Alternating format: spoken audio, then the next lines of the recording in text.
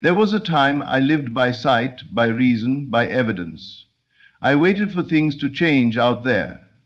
But I learned the hard truth. Nothing changes on the outside until it changes within. I didn't stumble into this life by luck. I manifested this for my life. I chose it in silence, in solitude, in moments when the world saw nothing happening. But something was happening. I was creating.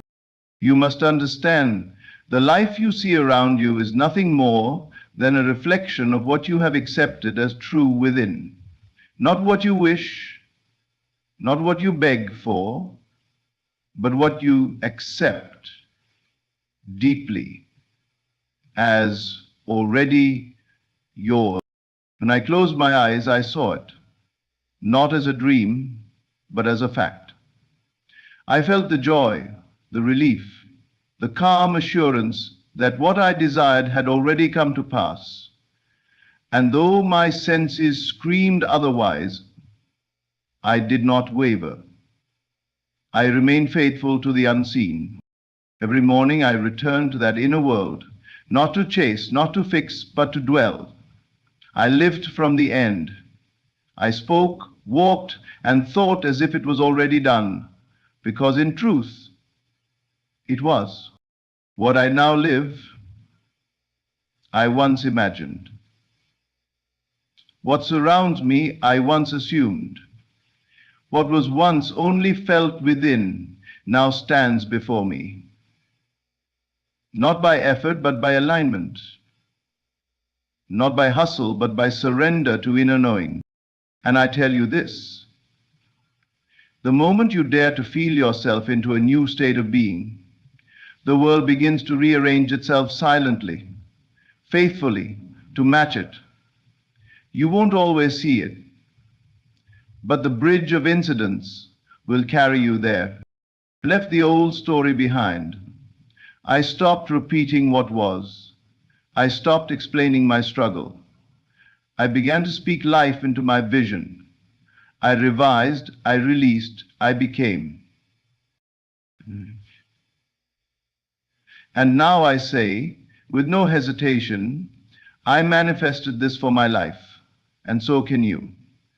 Not tomorrow, not someday, but the moment you believe it to be true. Within. The world is waiting for you to remember who you are. Everything begins in the mind. Not in the physical world, not in circumstance, not in what others tell you is possible. The outer world is merely the echo of your inner assumptions. What you accept as true in your imagination, you give permission to become real in your world. Most people live their lives reacting to what they see. They adjust their emotions based on the news, their bank account, or the way others treat them. But the one who awakens understands. Reality does not create imagination, it is imagination that creates reality. You imagine something and accept it as real, not just as a fleeting thought, but as a living feeling. It begins to form in the unseen. It begins to gather strength, momentum, and shape. What is held in consciousness must one day be clothed in fact. That's the law. So many say, I'll believe it when I see it, but that is backwards. You will see it when you believe it. When you make the imaginal act more real to you than the physical circumstance, you begin to command reality rather than obey it. Imagination is not just daydreaming, it is the very workshop of creation. It is your direct link to the unseen forces that shape experience. The chair you sit on, the house you live in, the clothes you wear, none of it came from thin air. Someone imagined it. Someone saw it before it was. They held that vision and acted as if it were true, and now it stands before you as a fact. But the same applies to your life. The love you desire, the wealth you crave, the healing, the freedom, the peace of mind, all of it must first be accepted in the inner world. If you argue for your limitations, you only reinforce them. But if you dare to imagine the life you want and feel its reality, without needing proof, you give it permission to bloom in time. The great error is waiting for change before changing your inner dialogue. But nothing changes until you do. Reality is not outside in, it is inside out. So ask yourself, what am I imagining throughout the day? What stories am I repeating? What assumptions do I return to when I'm alone with my thoughts? Because that is your true prayer. Not the words you speak with your mouth, but the quiet beliefs you affirm in secret. If you keep imagining that people don't respect you, that money is hard to earn, that love never works out for you, then you're planting those seeds. And every seed bears fruit after its own kind. But what if today you planted something new? What if you imagined being loved, chosen, valued, prosperous, not as wishful thinking, but as a present reality? What if you made the feeling of already having it more familiar than the feeling of lack? In doing so, you would change your vibration. You would begin to act, speak, and walk differently, not out of pretense, but out of alignment. You would live from the end, and the world would mirror it. You were never meant to live at the mercy of circumstance.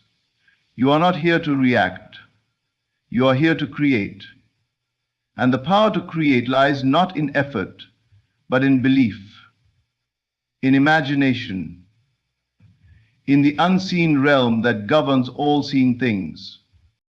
So choose wisely what you entertain in your inner world, for what you accept as true there, no matter how impossible it may seem, will one day appear in your outer world, just as faithfully as the sun rises. You are always imagining. The only question is, are you doing it consciously? Because the moment you take hold of this truth and begin to imagine deliberately, your life will no longer be a series of random events.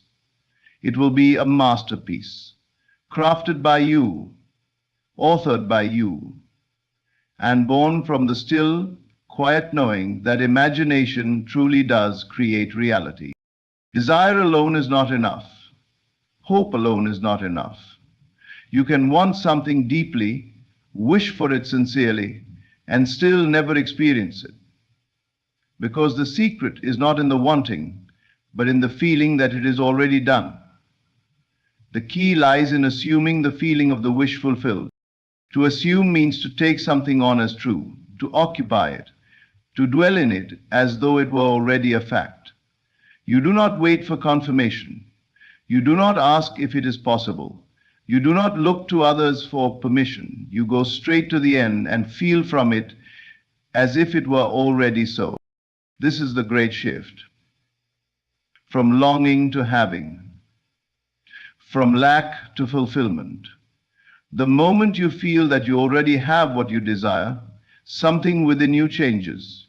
The energy you carry, the words you speak, the actions you take, they all begin to flow from a different place. You are no longer grasping, you are no longer searching, you are simply being. The feeling of the wish fulfilled is subtle yet powerful. It doesn't require you to tell the world what you're manifesting. It doesn't demand you to fight for anything. It only asks you to close your eyes, enter the silence, and rest in the knowing that what you desire is already yours in consciousness. And what is accepted in consciousness must be expressed in form. When you assume this inner state, you begin to impress it upon the deeper layers of your mind. And the mind, once impressed, brings forth that impression as reality. You begin to notice opportunities, coincidences, and shifts that align with the thing you felt into existence. This is not magic, it is law. But many fail because they continue to feel from the absence of their desire. They pray for change, but then return to the vibration of lack. They imagine their wish, but feel it as something distant, uncertain, out of reach. That feeling of separation is the very thing keeping it away. To assume the feeling of the wish fulfilled, you must become it. Not act as if, not pretend, but allow your mind and body to accept it as done. What does it feel like to have the relationship, to be financially free, to be healed, to walk in peace? You must feel that now, not someday, not after the fact, but now. This feeling is not something to be forced. It is something you allow. You enter your imagination and craft a simple scene that would imply your wish is fulfilled. Perhaps a conversation, a moment, a gesture, and you replay it gently, lovingly, until it feels natural, until it feels true, until the emotion of fulfillment washes over you, and you no longer need anything outside to validate it. When you feel it as done, you release the need to make it happen. You're no longer a beggar before life. You are a creator, seated in certainty, watching the world rise to meet your inner conviction. Do not concern yourself with the how. The how is not your work. The how belongs to the unseen forces that respond to your inner state. Your only task is to sustain the feeling, to carry it like a secret treasure, to return to it when doubt whispers, and in time, the outer world will echo what you have dared to feel within. All things come from within. That which you accept and feel as true, consistently, faithfully, with quiet confidence, must come to pass. You are not waiting for life to deliver your desire. Life is waiting for you to assume that it is already here. So today, drop the wish, drop the hope, and step boldly into the state of fulfillment. Feel it now, rest in it, live from it, and you will watch the world reshape itself around the new truth you carry in your heart. To live from the end means to walk, talk, think, and feel as though your desire is already fulfilled. It is not about wishing or wanting, for those states imply separation. It is about moving into the consciousness of already being the person who has, who is, who does the thing you once only dreamed of. It is a quiet inner knowing, a deep acceptance that what you seek is already yours. The moment you live from the end, you remove the question of how. The how belongs to the old self, the doubting self, the striving self, the self that does not yet believe. But when you shift into the feeling of the wish fulfilled, you no longer need to figure anything out. You have already received it in your inner world. And because the inner world is the only cause of the outer, it must unfold. Living from the end is not mere visualization, it is identification. You do not look at your desire from afar. You step into it, occupy it, breathe it. You feel its reality so naturally, so completely, that the external world begins to conform. Reality must mirror the state you consistently embody. This is where most people fall short. They return to the state of waiting, waiting for proof, for signs, for validation. But the one who lives from the end does not wait. They know. They walk through life with quiet confidence, not because they see evidence, but because they have felt the reality within and trusted it enough to rest in it. There is great power in this kind of faith. Not a blind faith, but an active faith. A faith that chooses the end and clings to it no matter what the world appears to show. For the world is only the past made visible. Your current circumstances are not your truth. They are the residue of former thoughts, former feelings. They are echoes, shadows, but when you live from the end, you plant a new seed, and the old must give way. Think of a person who is in love. They do not need to be told they are loved. They feel it in every part of their being. It colors how they move, how they speak, how they respond to life. The same applies when you live from the end of abundance, healing, success, or peace. You radiate a different vibration. You become magnetized to the people, events, and circumstances that reflect your inner assumption. You may be tempted to ask how it will happen. But the how is not your concern. The path is already laid the moment you assume the end. Your work is to remain faithful to the state. Whenever doubt arises, you return to it. Whenever fear speaks, you quiet it with the feeling of fulfillment. You don't need to force or control anything. You simply persist in the assumption that it is done. This is not pretending. This is truth at a higher level. You are not creating a fantasy.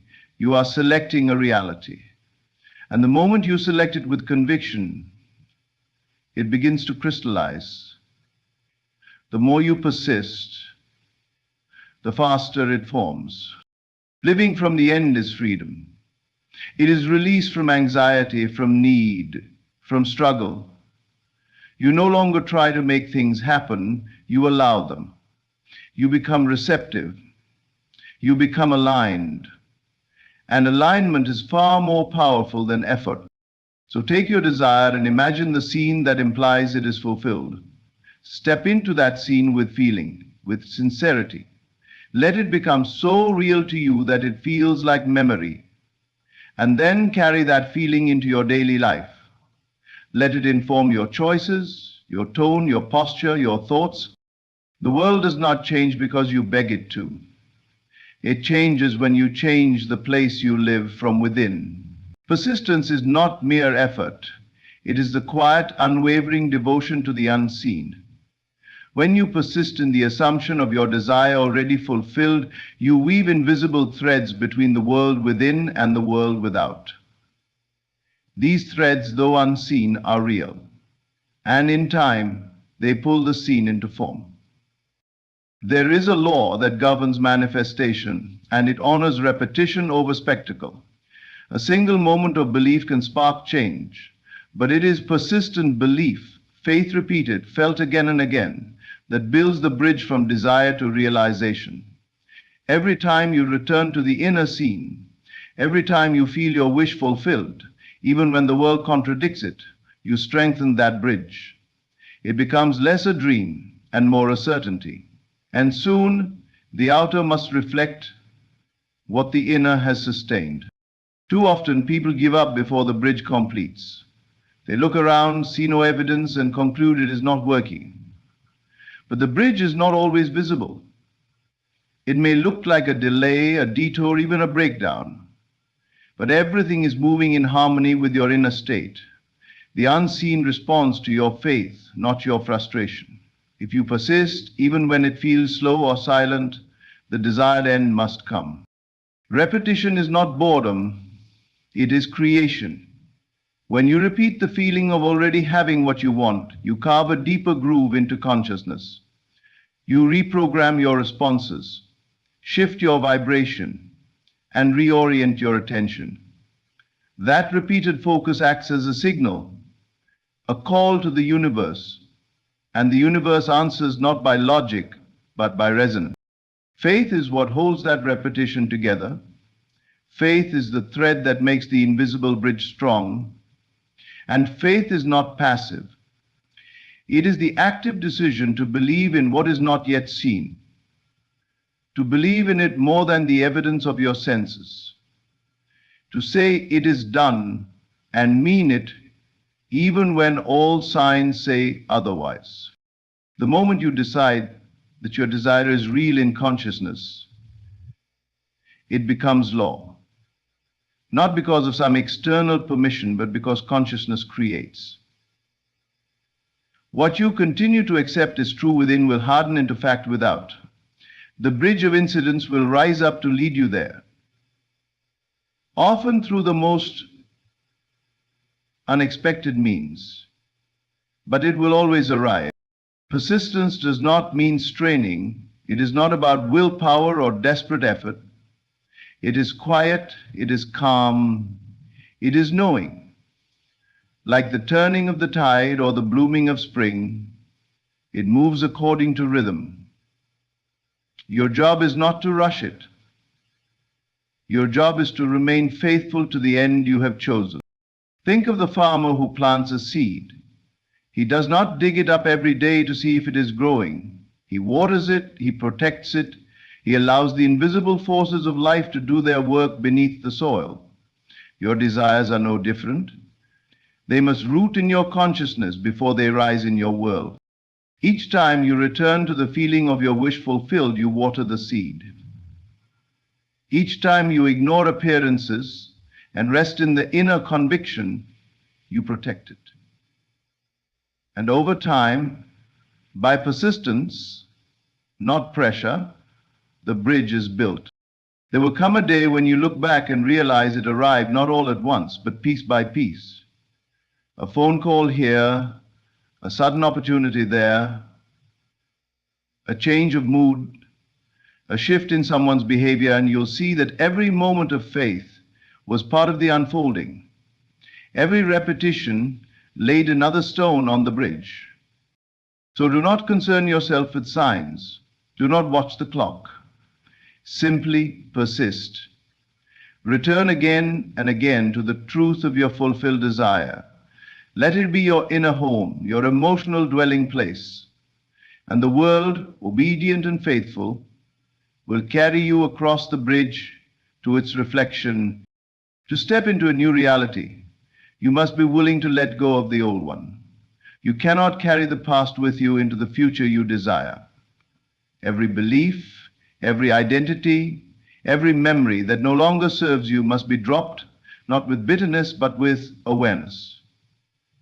The story you've been telling about who you are, what's possible for you, and what has happened to you is not the truth. It is only a repetition. And like all stories, it can be rewritten. We are not bound by our past unless we choose to be. The past has no power unless you continue to breathe life into it. When you speak of how things have always been, or define yourself by your trauma, your failure, your limitations, you prolong them. You recreate the same patterns under different disguises. It may seem familiar, even comforting, to retell the story, but every time you do, you affirm it as your reality, and reality responds accordingly. Dropping the old story is not denial, it is conscious revision. You do not pretend the pain didn't happen, but you do not let it dictate your future. You revise it in your imagination, seeing yourself not as the victim of life, but as the one who chose to grow through it. You rewrite your self-concept, casting yourself not as someone who is broken or stuck, but as someone who is powerful, capable, and worthy of all you desire. The process begins with awareness. Notice the stories you habitually tell yourself. I always get abandoned. Things never work out for me. I'm not good with money. These are not facts. They are interpretations. Narratives you've picked up along the way, perhaps from childhood, from society, or from repetition, but you are not obligated to keep them.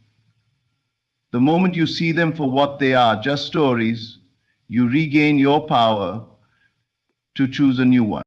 What would your life look like if you released those narratives? Who would you be without the constant replaying of what didn't work? Who hurt you, or how far you have to go? Can you imagine waking up tomorrow and feeling completely free from the weight of yesterday? That freedom is not fantasy. It's available now, in this moment, when you decide to stop identifying with the old story. To drop the old story, you must forgive, not for others, but for yourself. Forgiveness dissolves the emotional charge that keeps the past alive. It allows you to let go without resistance. And once you forgive, you can revise. See yourself as already healed. Imagine yourself successful, loved, peaceful, and whole. It may feel unfamiliar at first, even false, but that's only because the old story has been rehearsed so long. With persistence, the new state becomes natural. Imagination is the key. You cannot drop the old without replacing it with something greater. You must move into the version of yourself that already lives the life you desire. Feel their confidence, speak their words, adopt their energy, and do it not occasionally but consistently. The new story must be fed daily. This isn't about pretending. It's about aligning. Reality does not change by accident. It bends to your inner assumptions. When you assume a new identity, when you embody a new story, life reorganizes to match it. The people you meet, the chances you take, the ideas that come, all begin to flow in the direction of your new self. So today, make the decision. Let go of the version of you who struggled, who suffered, who settled. Bless them, thank them, and release them. They brought you here, but they are not who you are anymore. You are the author now, and your story is being written with every thought, every feeling, every assumption.